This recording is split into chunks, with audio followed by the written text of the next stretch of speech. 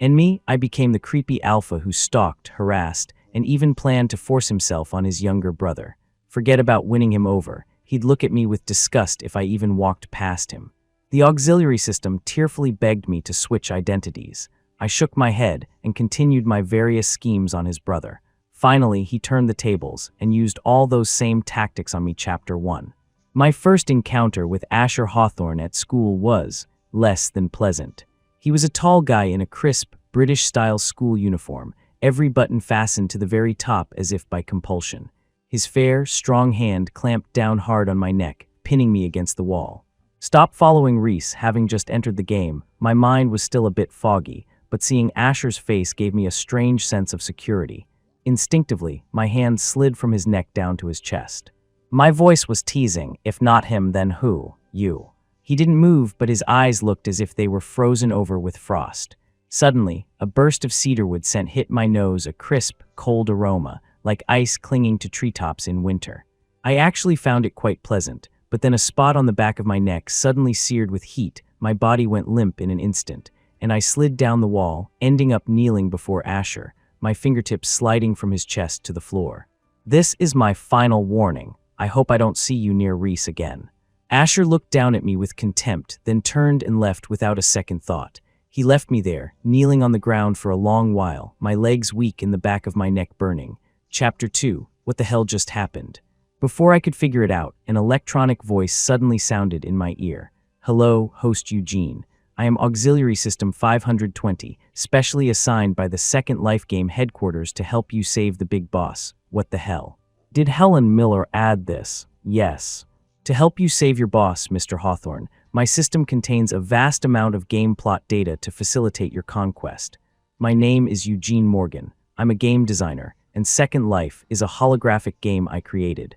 Before its release, I was personally testing it when an accident occurred, trapping me in the game's fairytale chapter. The CEO, Asher Hawthorne, personally entered the game to rescue me, but as I was exiting, another accident happened.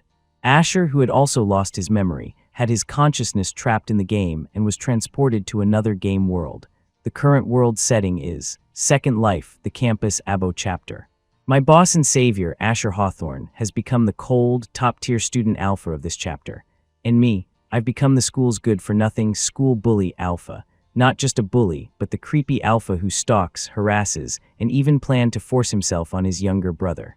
Host, to save the boss, you need to win him over. Only when he trusts you completely can you retrieve his mental fragments. When the fragments are reassembled, his memories will be awakened, allowing him to wake up in the real world.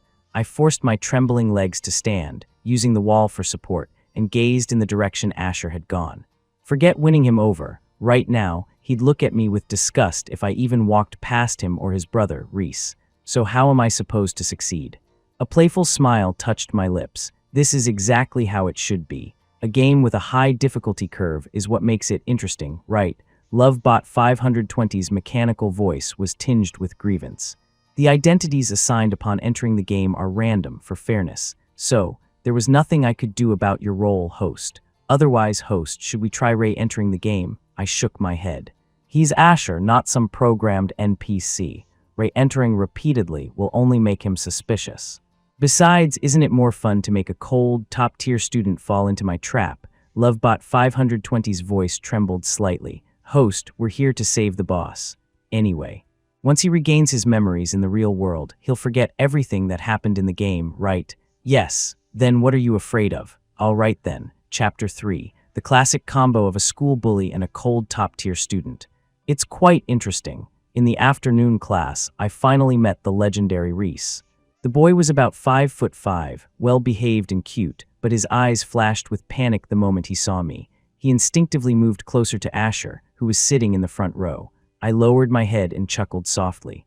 Gullible little white rabbit Omegas are my favorite. I walked over, my gaze sincere as I looked at Reese. My voice was apologetic. Reese, I want to apologize to you. You know how alphas can sometimes be subconsciously drawn to highly compatible Omegas. I hope my lack of control before didn't scare you. My eyes were filled with sincerity. I had simultaneously explained away my outrageous behavior as a result of high compatibility and declared my interest. Reese, that naive little Omega, immediately lowered his guard. In contrast, Asher, who was reading a book behind him, lifted his cold gaze and stared daggers at me. I tilted my head up and, while Reese was still blushing, shot Asher a provocative smile. So what if you're his brother? You can stop a creep from getting near him, but can you stop him from getting a boyfriend? And once you can't stop him, the outcome of this game will be mine to decide. Chapter 4. After a few days of interaction, my gentle, polite, and enthusiastic demeanor finally made the naive Reese see me as a friend. From a hidden corner of the street, I watched Reese walk towards me from the opposite side. A few low-grade alphas with bleached yellow hair, reeking of a chaotic mix of pheromones, blocked the little white rabbit Omega's path. Hey, little brother, you're quite a looker. How about you let out some of your pheromones for us big brothers to smell? Is your scent as sweet as you look? Clutching his backpack, Reese timidly tried to back away, only to find his path blocked from behind as well. In the world of Abo, Omegas usually cover their scent glands with suppressants and only release their pheromones around close family or their mates. To release them in front of a strange alpha, unless it's an accidental heat, is considered an act of seduction. My hand tightened against the wall. Annoyed, I was just about to step in and stop them. Just then, the low-grade alphas suddenly clutched their necks, their faces turning ashen as they collapsed to the ground as if suffocating. Asher walked over from a short distance away, and Reese, with tears in his eyes, ran to him, tugging on his brother's sleeve. Ah, there goes my perfect opportunity. A wicked sense of regret washed over me for the lost moment. Just as I was about to turn and leave, Asher suddenly looked back, and our eyes met from across the distance. His gaze was filled with icy killing intent. I froze. What's that supposed to mean? Does he think I hired those thugs to corner Reese just so I could play the hero? Lovebot 520 cautiously guessed. It does look that way, showing up at this exact moment.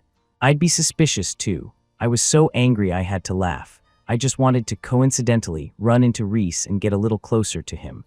When the harassment started, I just thought waiting a moment longer would make for better timing. Asher wouldn't listen to an explanation anyway, so I didn't bother trying. Chapter 5. The result, the next day, Asher hit me with a full-on pheromonal pressure right on the athletic field. I was in the middle of a run, and my legs just gave out, sending me collapsing to the ground.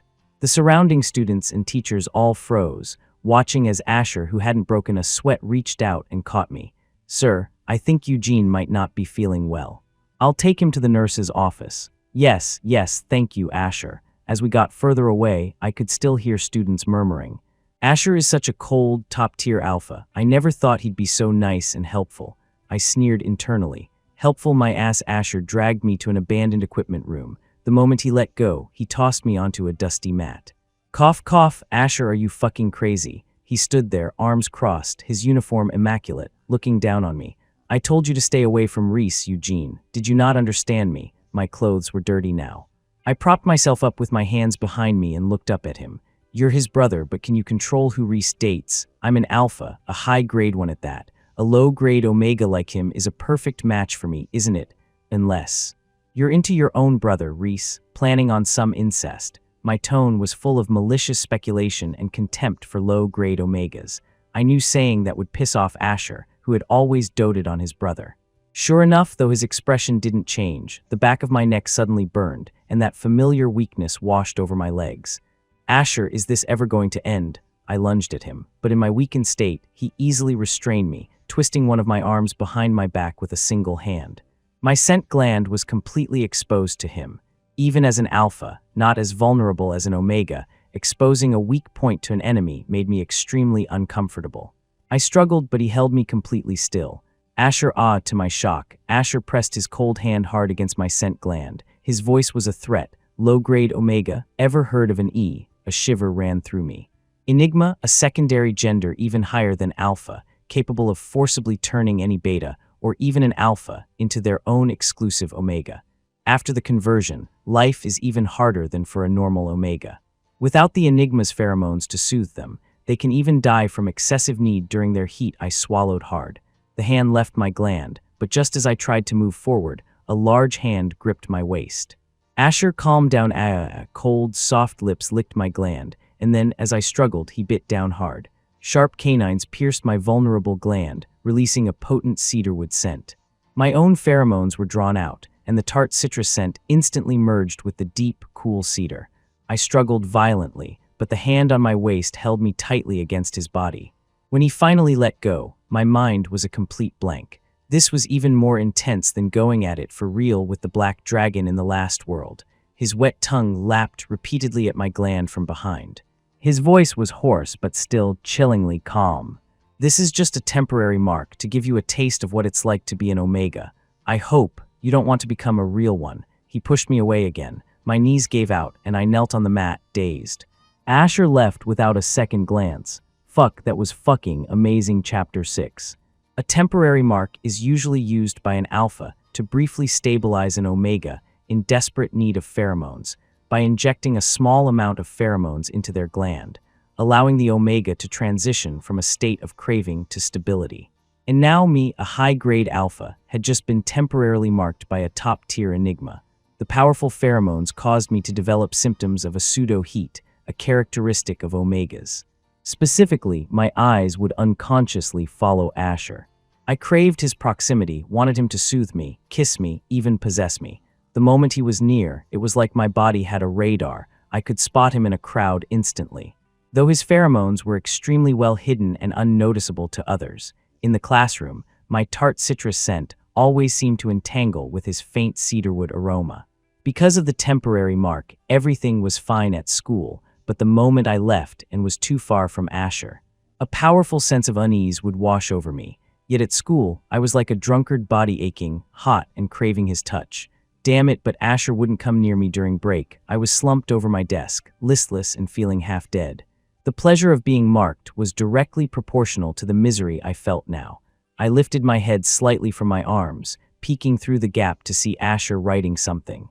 His long, slender fingers, with their distinct knuckles, gripped the black pen firmly, leaving elegant script on the white paper. My breathing grew a little heavier. As my imagination ran wild, my neck began to feel hot.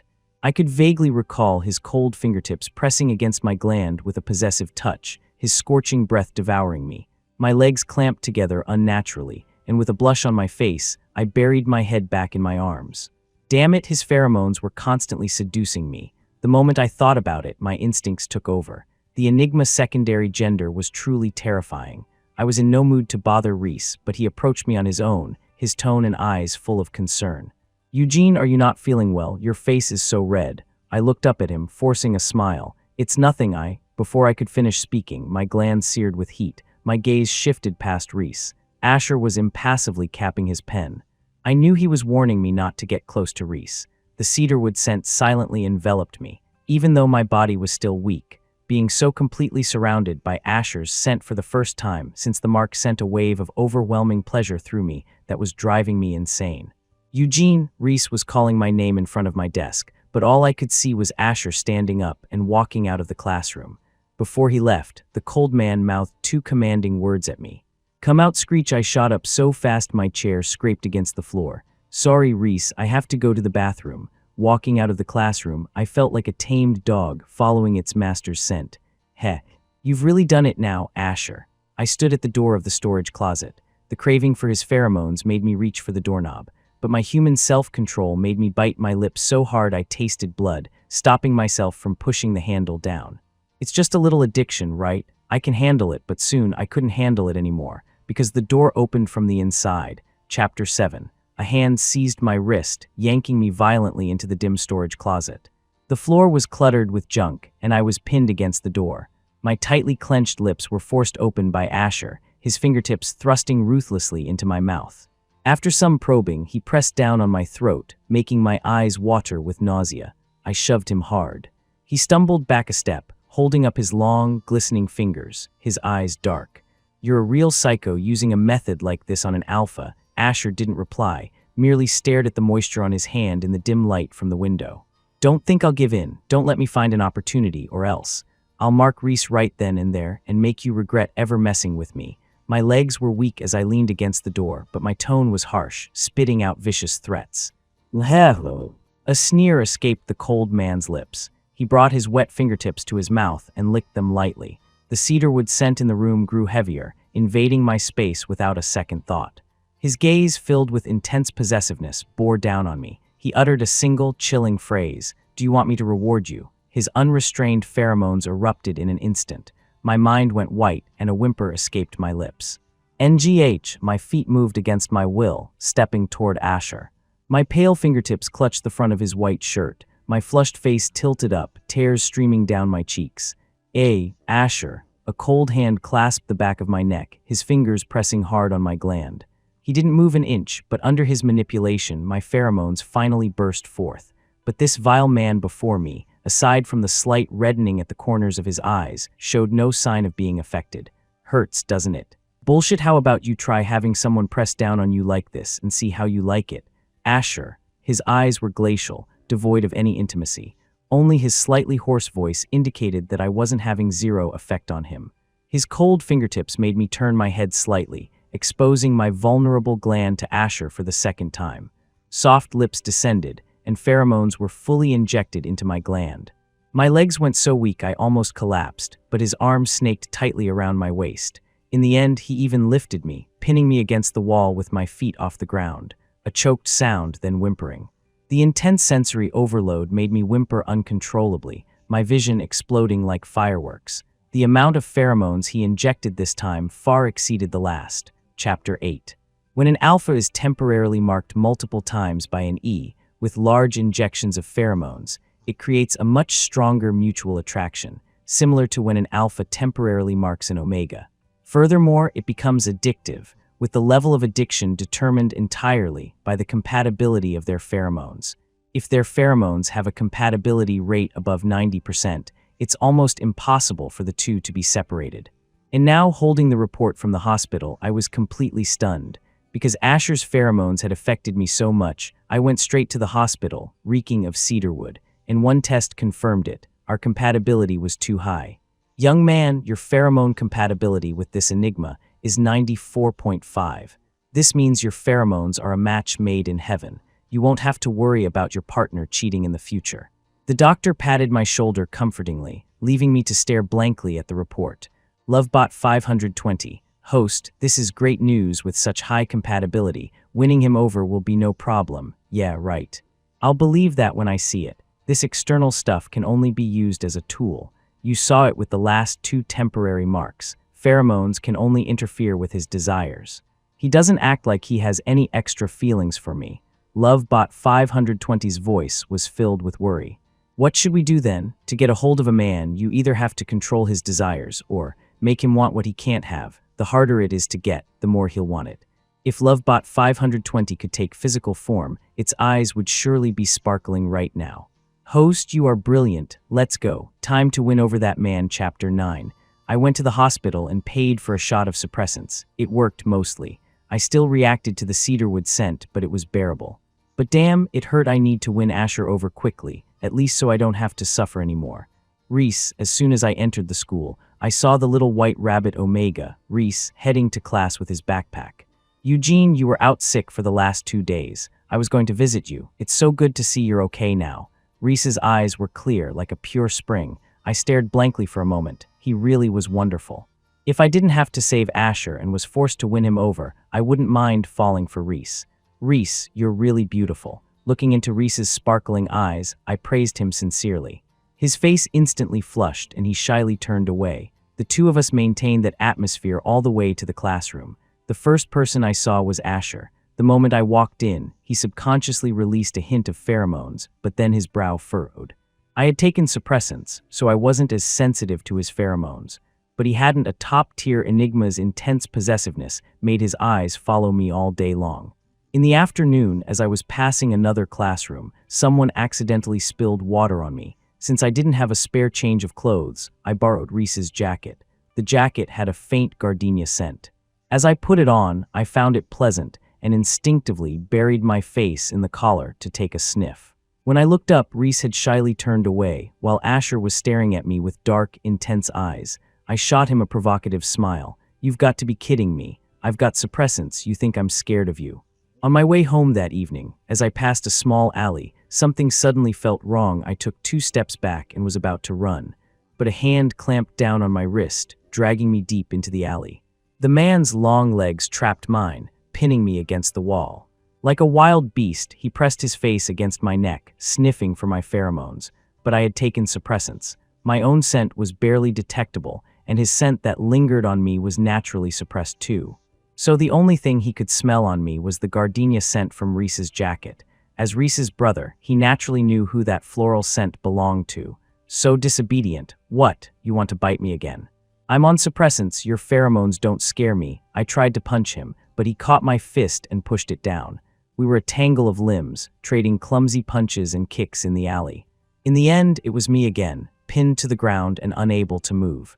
Bite me, I don't care, you can't mark me anymore. With the suppressants, even a top-tier enigma would find it difficult to temporarily mark me again. If once doesn't work, I'll do it twice. If twice doesn't work, 3 times. As long as I keep biting, I'll eventually mark you. His voice was steady but tinged with madness.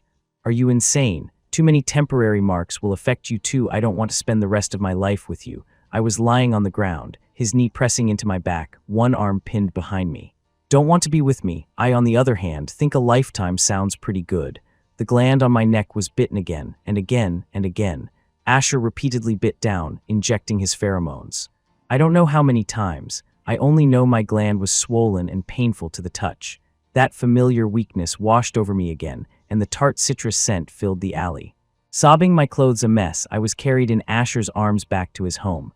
Chapter 10. Reese opened the door. He stared in shock at his brother, who was forcefully carrying me, his pursuer, my clothes disheveled, my body limp and reeking of cedarwood. Bro, you guys. Asher didn't answer, just shot Reese a harsh glare. Reese flinched. As we passed him, I reached out to grab Reese, trying to ask for help. The moment my hand touched his, Asher bent down, hoisted me over his shoulder, and carried me upstairs. Draped over his back, I was on the verge of tears. Something was wrong with Asher. When he threw me onto the soft, large bed, he locked the bedroom door. Then, from the closet, he took out all the clothes, blankets, and pillows, one by one, arranging them in a large circle around me. Then he joined me in the middle of the circle. The curtains were drawn, and he ripped off both his clothes and mine. His eyes were bloodshot as he pulled me into his arms, his lips once again biting down hard on my gland. LNGH, my uneasy feeling was right. Asher had entered his rut, and alpha in rut will exhibit an uncontrollable male nesting instinct. If he happens to build a nest and his omega is nearby, he'll quickly progress into a full-blown heat. It was bad enough that the dragon had a heat. Why, even in a high school story, does Abo still have to have a heat? I could flip a table. The dragon's heat lasted for 7 days. This time I thought, since we're human, it would be a bit shorter. I never would have guessed Abo beings are even more beastly than dragons. 10 days, 10 whole days, he had to mark me repeatedly every day until our pheromones were completely fused. The moment I left that room, I felt like I had entered a new world. According to the Abo biology books, if I was lucky, the first complete marking could successfully knot and get me pregnant. I could even have kids. I'm a grown man. Saving someone is one thing, but having a baby. As I was on the verge of a mental breakdown, Lovebot 520 cautiously comforted me. I will apply for emotional distress compensation for you. Asher held me, his nose pressed against the back of my neck. The room was filled with the scent of cedarwood mixed with citrus. I slapped his hand hard. The cold man looked up at me. I thought he would get angry, but instead he took my hand, his face impassive, but his tone was surprisingly gentle.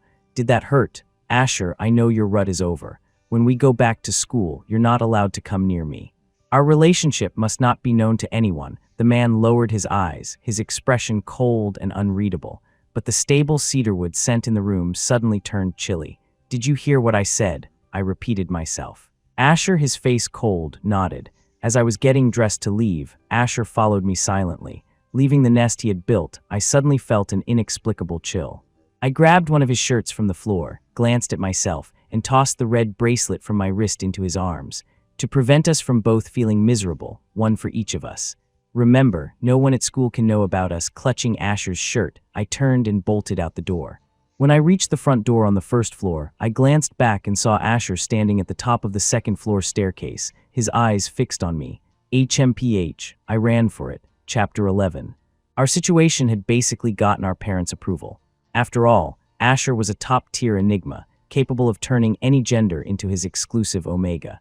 And I, a high-grade alpha who was originally pursuing his brother Reese, had been forcibly turned into his exclusive omega during his rut.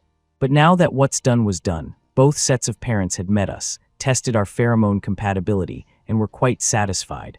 Unbelievably, they had tacitly approved our marriage. Are you kidding me?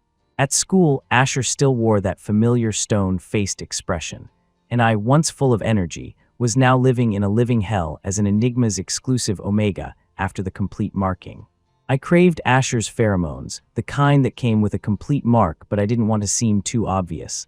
Luckily, I had his shirt. The scent was faint, but it provided some comfort. Every day at school, I wore the shirt underneath my uniform. The familiar cedarwood scent gave me a unique sense of security.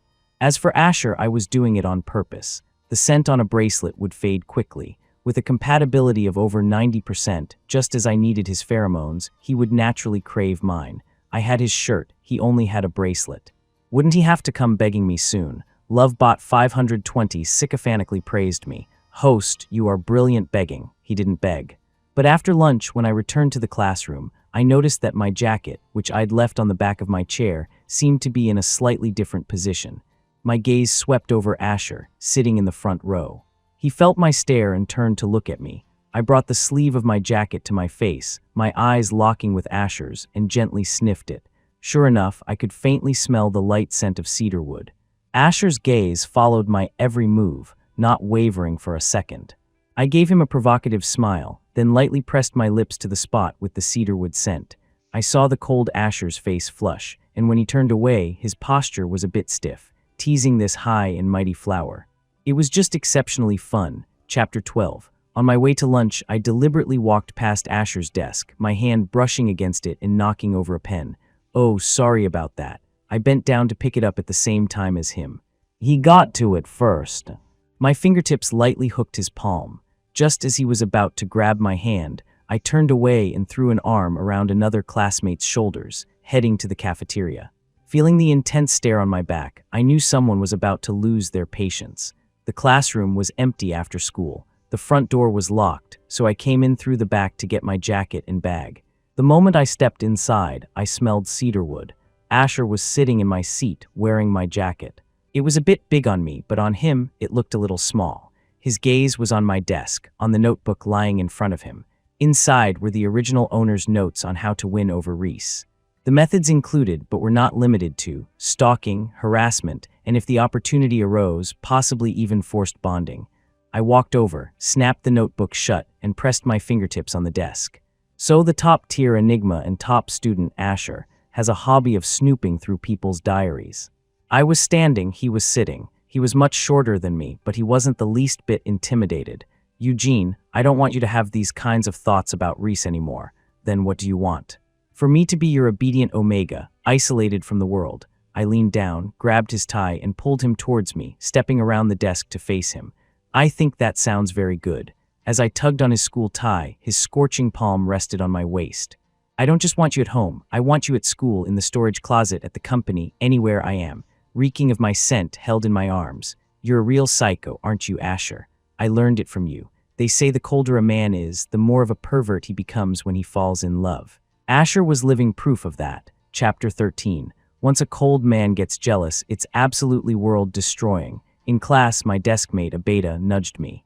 Asher, sitting in the front row, seemed to have eyes in the back of his head. He turned around, his icy gaze sweeping over my deskmate's hand. The deskmate, chilled to the bone, glanced forward nervously and huddled closer to me. He whispered, "Is the top student in a bad mood lately? Did I do something to offend him? He's looking at me like he wants to freeze me." I threw an arm around my deskmate's shoulders, leaned in close, and whispered back, "Asher's always been cold. It's like we live in different worlds." The fingers gripping his pen tightened until they turned white. I could vaguely feel the scent of cedarwood spreading around me. HMPH, I sneered. Asher's personality was cold as death, and he had no idea how to comfort someone. Whenever he got jealous, he would just use his pheromones to pressure me, seduce me, or manipulate my gland into craving him. But when you're chasing after your wife, what's the point of relying on pheromones? Of course, it's the effort that counts. Why are we even talking about him? Let's go out tonight. The guys from the school next door invited me to dinner. They said there'll be pretty Omegas. For real? The alpha in front of me turned around, his face lit up with excitement. When have I ever lied to you? Eugene, didn't you used to like Reese? I haven't seen you talking to him lately. I tilted my chin towards Asher, my tone flippant. Well, the beauty is being guarded by a vicious dog. Can't make a move, Chapter 14. I drank too much during class, so as soon as school was out, I ran for the bathroom. I heard footsteps behind me, but I was in no mood to care. Right at the bathroom door, Asher grabbed me. Damn it, let go, I really have to pee. I was so desperate my legs were shaking, but he wouldn't let go of my hand. Seeing how anxious I was, Asher actually let out a small laugh, stepped forward, and pinned me against the wall. Pretty Omegas, huh? Can you even touch them? Seeing that he wouldn't let go, I gritted my teeth and provoked him. Hasn't an alpha tried before? You marked me, but that just means I can have your kids. It doesn't mean I can't have kids with another Omega. He lowered his eyes, his expression unreadable, a slight curve to his lips. Eugene, I've heard that when you're holding it in, you're especially sensitive. What are you trying to do? I watched him warily. As the teachers say, the truth is found in practice. I want to test if what I've heard is true. His breath hitched. He pressed his lips to mine and bit down, his eyes holding the same provocative look I often used. His breathing was heavy, and he refused to let go. School had ended and the sun was setting. By the time I went home with red, swollen eyes, the moon was high in the sky.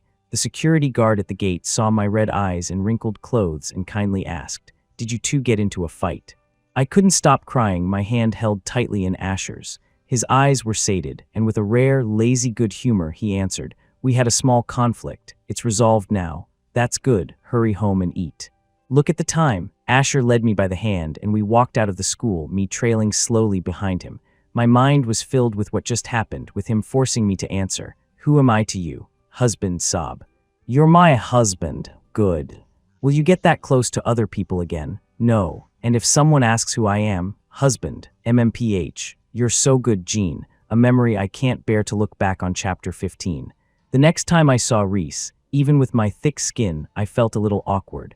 To my surprise, Reese secretly came over when Asher wasn't around and asked curiously, "Did my brother threaten you?" I nodded affirmatively, ready to badmouth him to his brother, but then Reese's eyes started to sparkle. I thought with my brother's personality, he was destined to die alone. I never expected this. Thank goodness for you, Eugene. Otherwise, I can't even imagine. He gratefully grabbed my hand. I looked up and saw Asher on the second floor. His gaze was fixed on Reese's hand holding mine. Remembering how I cried all night last time, I instinctively pulled my hand back. I saw Asher's eyes suddenly crinkle into a smile of pure contentment, as if he'd just been given the whole world. I couldn't help but stare, dumbfounded, and in that exact second, Lovebot 520's mechanical voice sounded in my ear, "Conquest complete." I froze for a moment. When I looked up again, I saw a flash of clarity in Asher's eyes. He anxiously tried to come down the stairs from the second floor, but it was too late. With the conquest complete, the game world began to collapse. The world around me started to disintegrate like pieces of a puzzle. I stood downstairs. He seemed to understand it was too late as well. He stopped trying to come down. Standing on the second floor, he tilted his head slightly, his lips moving. "I love you, Eugene." It felt like a sharp blow to my heart.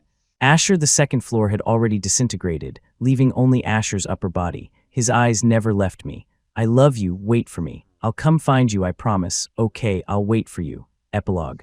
Return to reality. After returning to reality, the first thing I did was go to the room next door. Asher was lying quietly in a holographic pod. I pressed my face against the glass, watching him for a long time. I couldn't tear my eyes away. For the second time, I had watched Asher disappear before my eyes, and the deeper the feelings I used to win him over, the stronger this sense of unease became. "Eugene, thank you for your hard work." I turned to look at the weary-faced Helen Miller.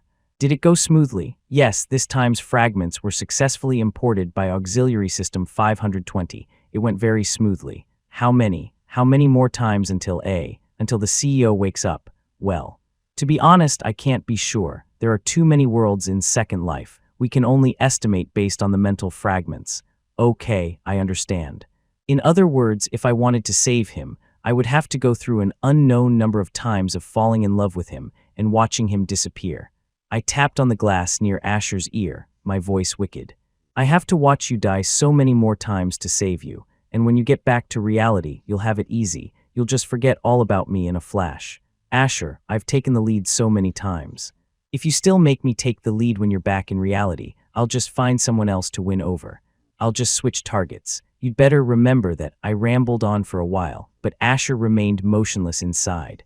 The Black Dragon, the cold top-tier student. I wonder what kind of identity the Asher of the next world will have. A proud admiral, a domineering CEO, a beautiful merman, or a savior in a post-apocalyptic world. Thinking about it that way, I felt a little more anticipation and a little less sadness. Exhausted, I returned to my room. On the large, wide bed, I was all alone. I had been in the game for too long. Asher was always by my side.